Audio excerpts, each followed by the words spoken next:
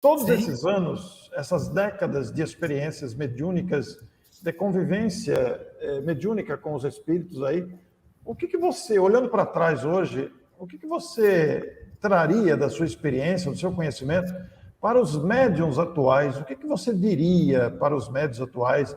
Qual é a sensação que fica de todo esse envolvimento natural da sua personalidade com a mediunidade em si? Olha, eu vou te falar uma coisa que para mim hoje é muito sério e eu efetivamente procuro ao máximo viver isso, mas eu vivo de uma maneira real, com erros, acertos, quedas, e levantar e sacudir a poeira e vamos embora. Por quê? Do que eu estou dizendo? Eu acho que, efetivamente, Orson, nós aqui estamos para nos evangelizar. E, em nos evangelizando, vamos ajudar no despertar, no evangelizar desta turma que nós trazemos. Eu vou te contar uma passagem, essa talvez Dorinha não se lembre.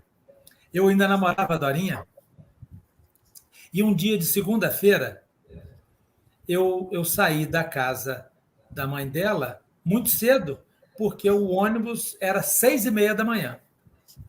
E aí eu estou andando para a rodoviária, um espírito se aproxima de mim e começa a me falar. E ele começou assim: hoje é o seu último dia. Hoje você vai desencarnar. Eu falei, é mesmo? E continuei andando.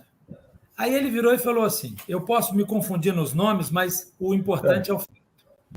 Você vai chegar e você vai ver que o atendente se chama Walter. Você vai ver a plaquetinha escrito. Quando você chegar e vai pedir uma passagem para o Rio, ele vai virar para você e vai falar assim: você é o último, o ônibus já está quase saindo. Vamos, que eu vou pegar a sua mala para te ajudar. Quando você chegar na porta do ônibus, você vai ver que o motorista se chama Nascimento. Puxa vida! Ele vai pegar a sua passagem, vai te falar bom dia, vamos ter uma excelente viagem, você pode subir que eu já guardo a sua mala. Orson, aconteceu exatamente isso. O Walter e o Nascimento. Exatamente. O nome do atendente, eu vi a plaquetinha, ele sai, pega a minha mala, se oferece, vai para lá, vejo o Nascimento, o sujeito me cumprimenta. E aí eu entrei. Ah, não, ainda tinha mais um detalhe. Aí ele falou assim comigo: só nessa hora que você vai olhar o número da sua passagem, que é o 17. Puxa vida! E você vai morrer nesse banco. E, de fato, acontece a cena, eu subo aqueles degraus, quando eu viro para entrar no ônibus, na porta onde ficam as cadeiras, eu olho a passagem. 17. É hoje. Exatamente. Aí, o que eu fiz? Eu entrei e sentei.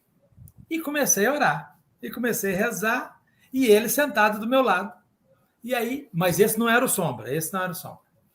E aí ele virou para mim e falou assim: o que você está fazendo? Eu falei: eu estou rezando. Porque se você me falou que eu vou morrer hoje, com tantos detalhes, eu quero morrer rezando. Aí ele falou: mas e você não está com medo? Eu falei: olha, eu não estava fazendo nada de errado. Eu não estava desejando mal a ninguém. E aí até lembrei de uma passagem de Emmanuel, que Emmanuel nos diz que quando você está fazendo o bem e é visitado por uma causa anterior de desequilíbrio, essa causa pode ser postergada ou até nem aparecer. Eu falei: então é isso. Se eu ainda tenho a felicidade de receber a notícia de que vou desencarnar, eu quero desencarnar em prece. E continuei em silêncio, fechei os olhos, e eu sentia a presença dele, mas ele não falou nada. E aí, quando finalmente eu escuto o próprio motorista falando: Novo Rio, terminal Novo Rio. Aí eu abri o olho. No que eu abri o olho, ele estava na minha frente, sorrindo muito, e falou assim: Você não caiu nessa, né? Eu falei: Não, mas eu não fiz isso para te desafiar. Essa é a realidade. Então, o que eu queria, com esse assunto, fechar essa história em torno da mediunidade. Eu acho que, efetivamente, nós estamos aqui para nos evangelizar. E muitas vezes, o médium vai escutar coisas que são profundamente perturbadoras. Mas entendam, se nós estamos passando por isso, é porque nós merecemos esta oportunidade de evangelização.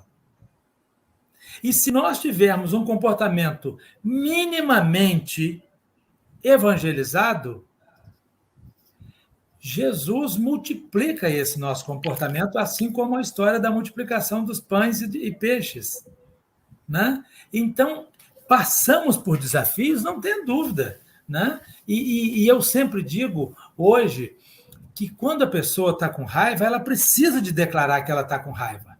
Quando a pessoa está bem, ela precisa de falar, agora eu estou bem, para que ela saiba aprender numa situação e na outra. Se a gente fica escondendo a cena, ai, meu irmãozinho, não. Se você não sente, se você tem medo de um espírito, se você tem medo de uma pessoa, declare isso para você mesmo. E aí você vai aprendendo a conviver, aprendendo a entender como o plano espiritual atua, né? Porque esse é o objetivo. Nós estamos aqui para ajudar no auto e esclarecimento de todos que nos cercam. Que bonito, Derli. Muito obrigado. Precioso esse seu depoimento. Tenha certeza que nós vamos cortar esse pedacinho aí para divulgar isoladamente, viu? Para despertar o interesse das pessoas a verem a live toda.